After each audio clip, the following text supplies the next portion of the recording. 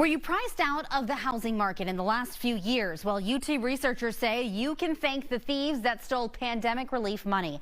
Consumer Reporter Heather Sullivan joining us now live from the newsroom with more. Heather. Yeah, so if you're fuming that you had to pay a lot more to buy a house recently, researchers at the University of Texas at Austin say thieves who took out fraudulent PPP loans helped to drive up home prices by about 6%.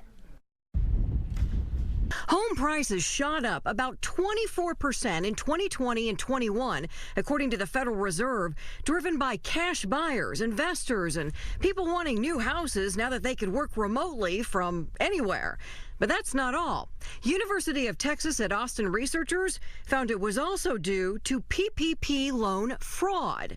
If you look at the zip codes with the highest decile of PPP fraud, and compare those to zip codes with the lowest decile, there's something like a 6 percentage point difference in their house prices. The federal government issued $793 billion in Paycheck Protection Program loans to help businesses pay employees and stay afloat after COVID-19 shut down the economy. But the UT researchers report 14% of that, $117 billion, was flagged as suspicious.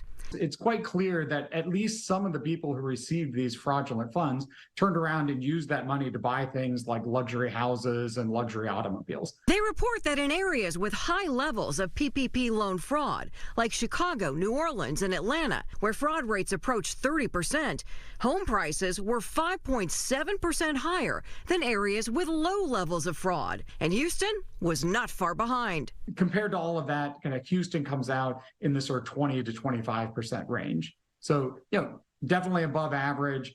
For Texas, it's one of the areas that had the highest rates of PPP fraud. And they say it's not just PPP loan fraud. Those same areas also had high levels of fraud in unemployment benefits and other pandemic relief. But as the government has been prosecuting fraudulent cases, could clawbacks of that cash help bring home prices back down? The sad fact of the matter is that the hundreds of billions of dollars that were stolen, we're unlikely to get back very much of that.